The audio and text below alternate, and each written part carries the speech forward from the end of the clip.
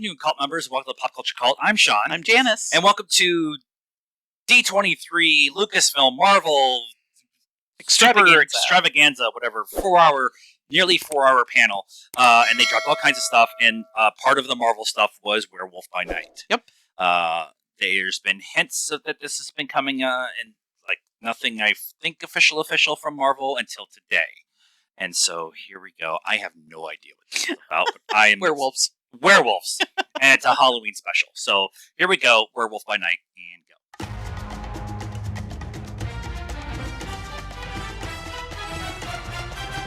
What the hell? That's old school. Special presentation. You can't escape the shock, the terror of Werewolf by Night. Tonight, it is every hunter for themselves. Good luck. Nice. I like this. Rotting for you.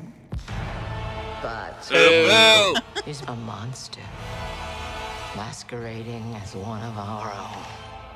I can't wait to find out what breed of evil you are.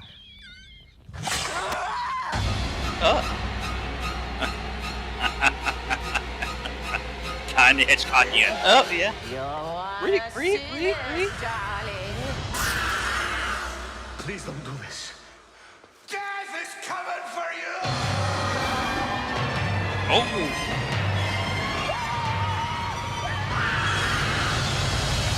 Werewolf by Night. Those are the time agents.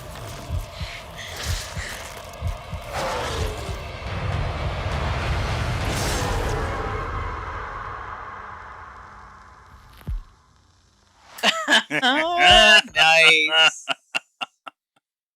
I'm trying to think of what she's in. She's got like a Irish, Scottish accent. Yeah, and I should have looked it up before we started about who's all in this, but Yeah. this is Marvel doing Alfred Hitchcock Yeah. Grindhouse. Yeah. Like it's definitely got that kind of Grindhouse kind of homage to the old.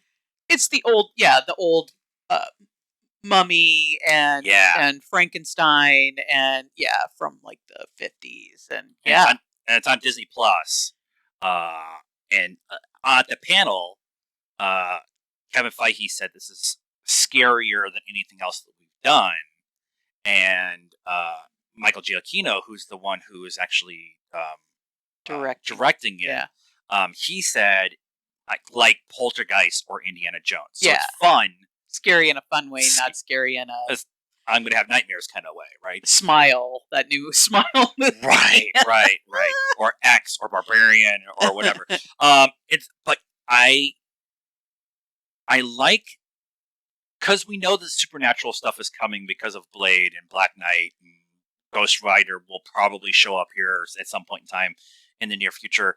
I just like that they're kind of leaning into the supernatural a little bit more. Not magic like we got with Doctor Strange, but just the supernatural kind of feel. Right, and we've talked about this multiple times. I mean, starting, I think, with Loki, that this Disney Plus actually is a perfect avenue for Marvel to usher in these shows that get us used to, like with Loki, the whole multiverse thing before we got to Doctor Strange and moving forward. And now they're going to kind of do the same thing with this, kind of getting us used to the fact that, old time movie monsters are now going to be in the Marvel universe. And we're going to start with this fun werewolf Halloween special, moving into vampires and they spoilers for She-Hulk episode 4 if you've not seen this episode yet, so spoilers for that. But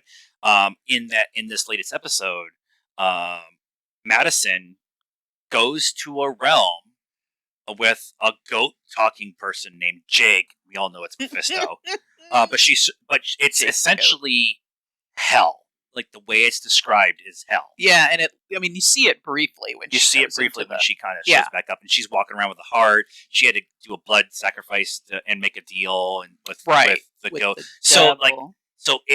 In this yuck law, having fun, breaking the fourth wall show. They kind of like threw this like little like there's here's another example of the weird supernatural stuff that is kind of coming down the line with this. And so I just, like you were saying, ease in with something like this. The other thing too is I appreciate this.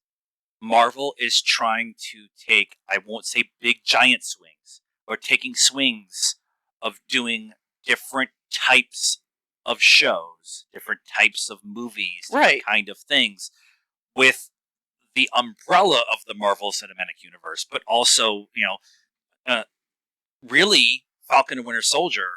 There was very little Falcon and Winter Soldiery in that show. Yeah. It was much more about being a black man in America and talking about what that means. Right. And stepping into the Captain America shoes. Captain America shield, but also the conversation. But it was wrapped in this superhero kind of genre. Yeah. And they've been doing this as we've been going along. And people are like, there's superhero fatigue because all the different things that Marvel is doing and what DC's trying to do and the boys and all that kind of stuff.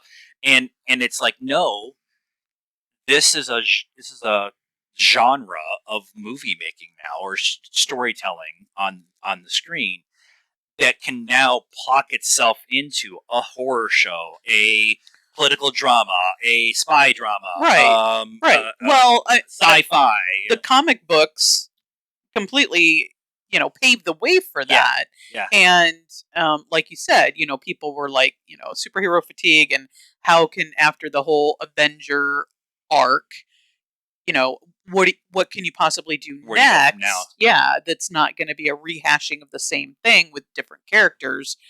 This is it, right? This is them, and the comic books allowed them to do this because all of this stuff is in them. It's not like they're reinventing the wheel. They're just going and picking out stories and characters and stuff, and making it make sense for the overall story that they're telling within the MCU. Yeah. The next trailer reaction we're going to do with Secret Invasion is a political drama. Right. It's a spy thriller. It's a better way of putting it. It's a spy thriller set up in the Marvel universe where you're not really sure who's on whose side. Yep. And if you can do that and have this scary yuck thing and do Wakanda Forever, like all of that's going to be coming out here, all fairly close to itself. I really, that's why I'm always excited for whatever Marvel's going to do. Yeah. And everything that they announced today was a little different from everything else. And there was connective tissue from one show, one movie to the next with different characters who we've already seen or have been introduced or whatever as we go forward. Right. And we're not even into X-Men Fantastic Four, which brings in a whole nother different element of storytelling that we have within what they're doing on screen and what they've been doing in the comics for 60, 70, 80, 90, 100 years. And that's right.